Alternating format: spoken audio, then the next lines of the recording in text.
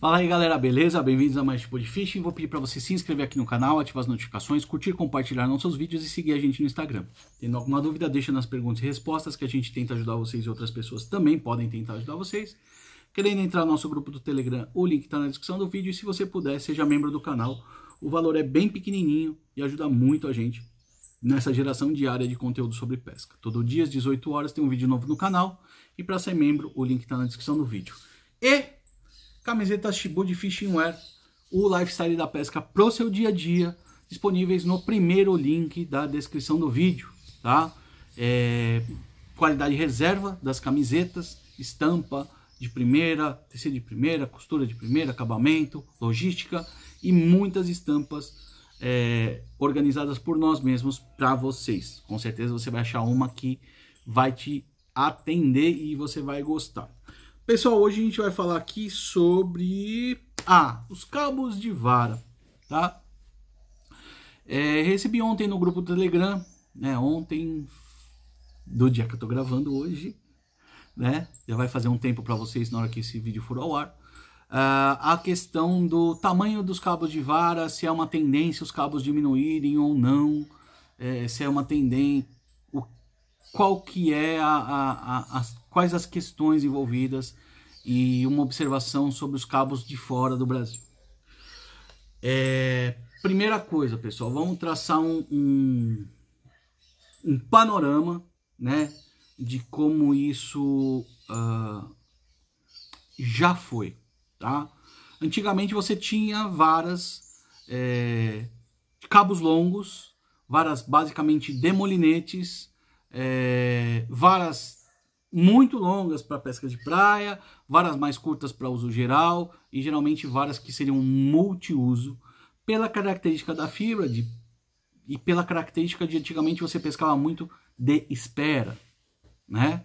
Então basicamente um molinete e uma carretilha atenderia você muito bem para diversos tipos de pesca. Aí a gente vem com o advento da pesca com iscas artificiais e a especialização, né, dos equipamentos.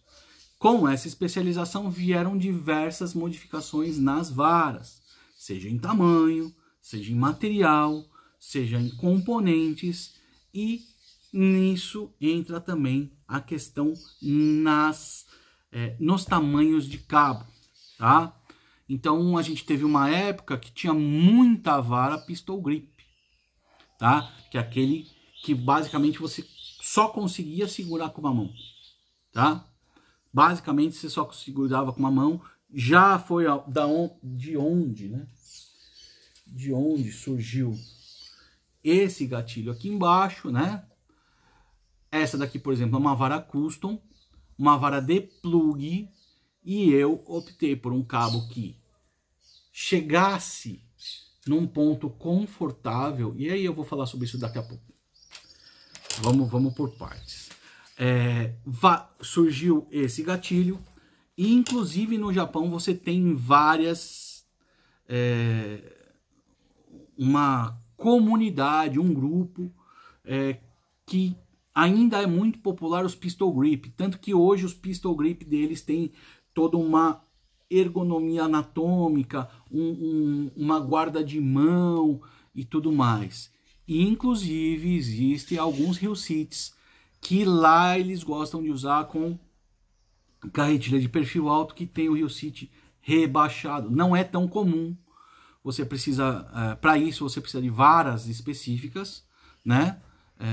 Para esse tipo de reel sit, basicamente varas ou upset ou customizadas que já venham com esse reel sit, mas existe, né? Só para a gente ilustrar para vocês. Então, assim, o pistol grip morreu? Não, não morreu. Mas ele se tornou-se nichado, menos popular para o uso geral, tá?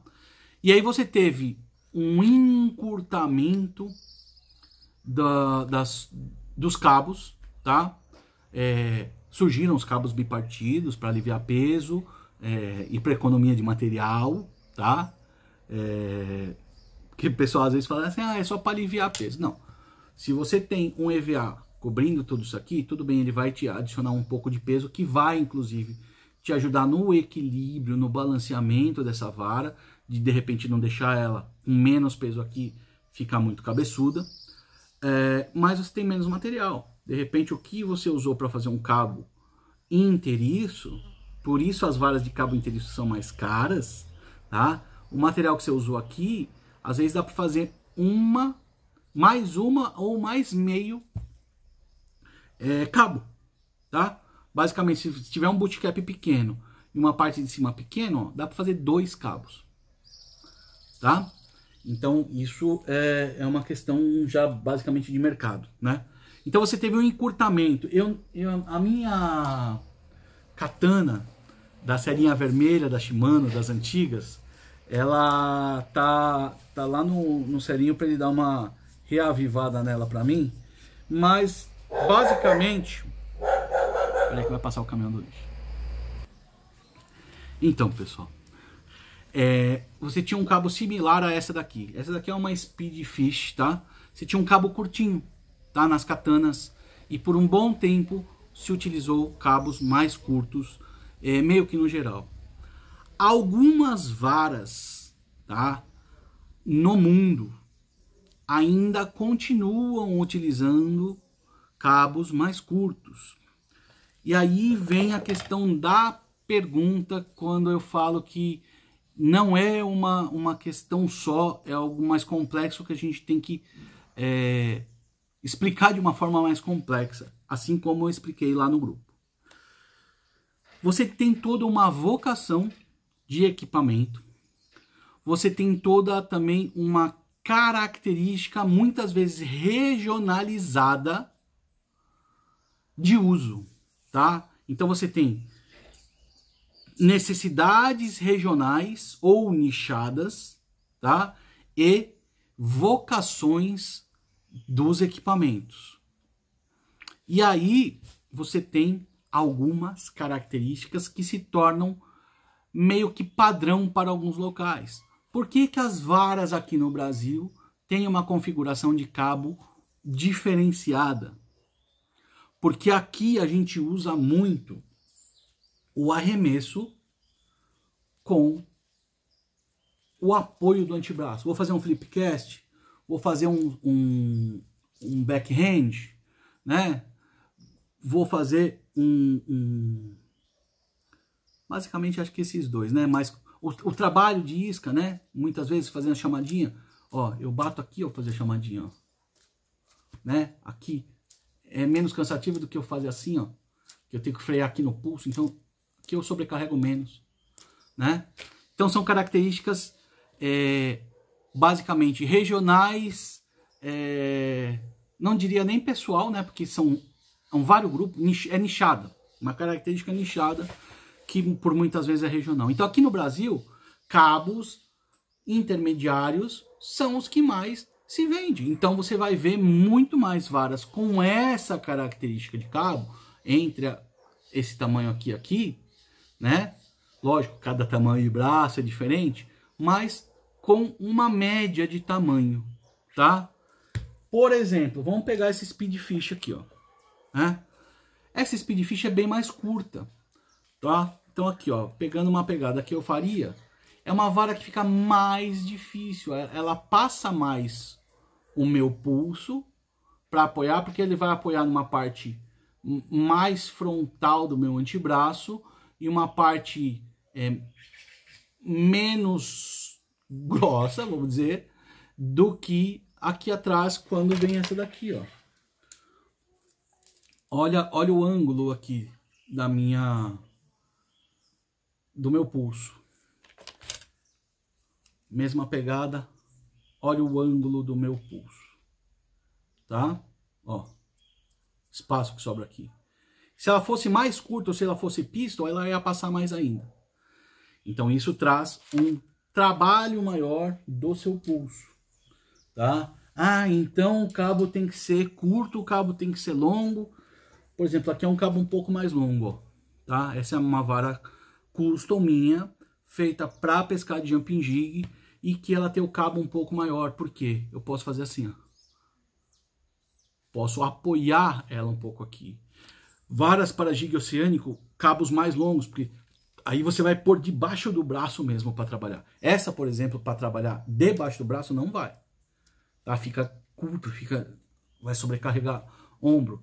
Mas para eu trabalhar aqui, ó, apoiado só, vai. E eu consigo trabalhar aqui também e segurar o antebraço. Ó, pode ver, ela não é tão mais longa. Tá? Não é tão mais longa. Na hora de trabalhar peixe, né, varas de potência, cabo mais longo. Por quê? Porque você vai apoiar para trabalhar. Seja apoiar em você ou no cinturão apoiador, enfim, tá? E outra coisa, pessoal, por exemplo, duas coisas que eu vou conseguir exemplificar com essa configuração de cabo, tá? Essa é uma vara 5/6, tá? Que é uma vara razoavelmente mais curta, 2 polegadas mais curta do que eu acredito que seja o padrão mais confortável de uso hoje em dia. Mas, basicamente, eles encurtaram, tá? No posicionamento de cabo. Ó. Se a gente considerar Rio City, né?